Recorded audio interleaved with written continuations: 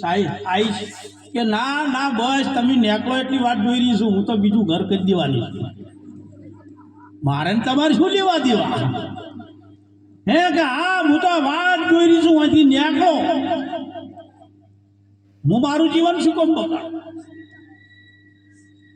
ત્રીજાને પૂછ્યું કે તું શું કરીશ કે તમે શું તો ઉઠી તમારે જાય એટલે વાત પછી મારે શું કરવું મારે જોવાનું. રાજા નિરાશ થઈ ગયા કે હું જેને માનતો તો કેટલું મને એમ હતું કે આ મારા સિવાય ના રહી શકે, હું કોઈ એમ કરે હું મરવાનું કહું તો મરી જાય, અને આજ ત્રણ છૂટી પડી જઈ. કારણ છેલ્લે રાજાને એમ થયું જાતા જાતા લાય વર્ષોથી જેને નહીં બોલાવતો જેની નજીક નહીં જાતો એને એકવાર પૂછું તો ખરી. છેલ્લે રોણીને બોલાવી, ચોથી રોણી કે હું હવે મારે થાકી ગયો છું, મારું નક્કી નહીં કેટલા દિવસ કાઢું, તમે મને સાથ આપશો શરગુધી. એટલે કે મહારાજ છેલ્લે છેલ્લે તમે મને બોલાવી છે ને તો શરગુધી નહીં પણ મુક્તિ ઉધી હું તમારા આરે રહ્યું. છેલ્લે છેલ્લે તમે મને બોલાવી બસ હવે તમારો સાથ નહીં છોડો અને શરગ નહીં મુક્તિ ઉધી માર્ગ નહીં મેળવું. હવે બહુ હવે ધ્યાન આપજો. પહેલી રોણી કઈ હતી? આ કાયા રોણી પા જેને મોની બેઠા છો કે આ મારી છે, આ મારું છે, આ કાયા મારી છે, થોડા છે નહીં કે કાળો તમારે તો ગામમાં નહીં કરતો હોય કોઈ કોઈ કરતું એમ. હું તો કીધું આ ગામ તો ગુરુ મહારાજની દયા છે નહીં હોય એમ.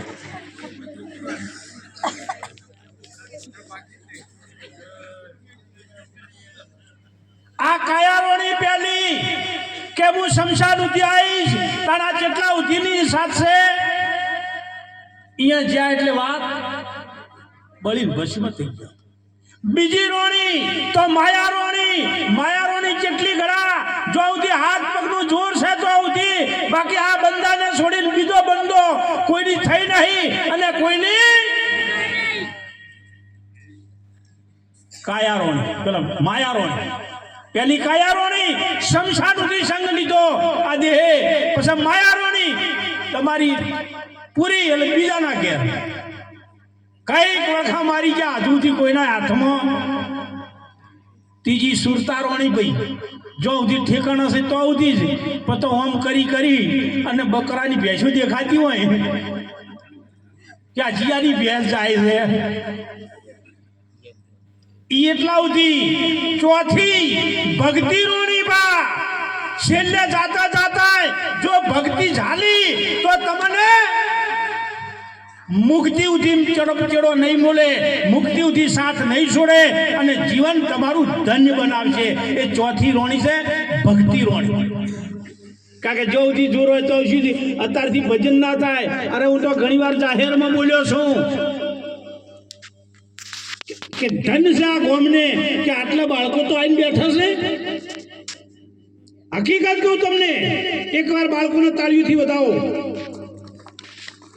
બાકી દીકરો ભજનમાં જાય ને મા બાપને નહીં ગમતું કે અત્યારથી તું જાય તો ભગત થઈ જાય, પિક્ચર જોવા જાય ચાલે, ચોક પાર્ટી કરાવીએ ચાલે, ચોક બાટલી પીવા જાય ચાલે, પણ ભજનમાં આવે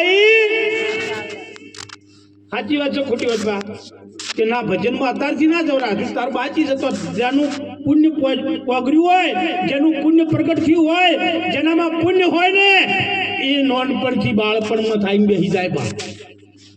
બાકી સાબરકાંઠાની અંદર કડિયાદરા ગામમાં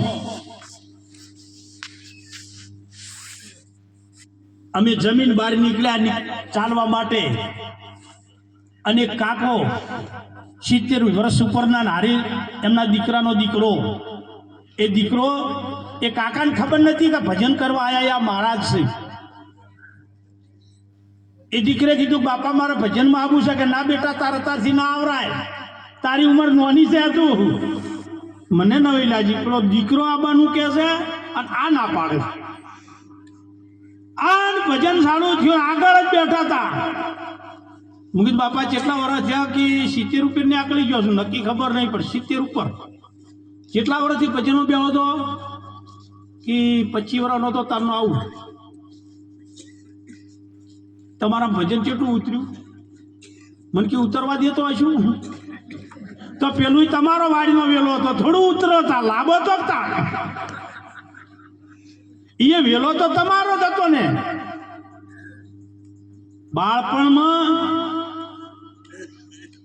ભજનમાં સેવામાં જઈને બાળકને તમે બાળપણથી દોરશો ને. અમે અમુલક બાપાના તો હું બેઠો હતો અને આ વાત થોડી થઈ હતી, મુદ્દો કહેતો છું. બાળપણમાં તમે જેવી પ્રેક્ટિસ પાડશો ને એવી પડશે બા. એ તો છોડ છે ને કૂણો હોય તો જ વળે, પછી તો બરહટ થયા છે તો મેળો તો ભાઈ જાય. બાપા 80 85 87 વર્ષ 87 વર્ષ થયા અમુલક બાપાને. અને આ બાળક આજનું જે બાળક જન્મે ને એ 70 કાઠું છે.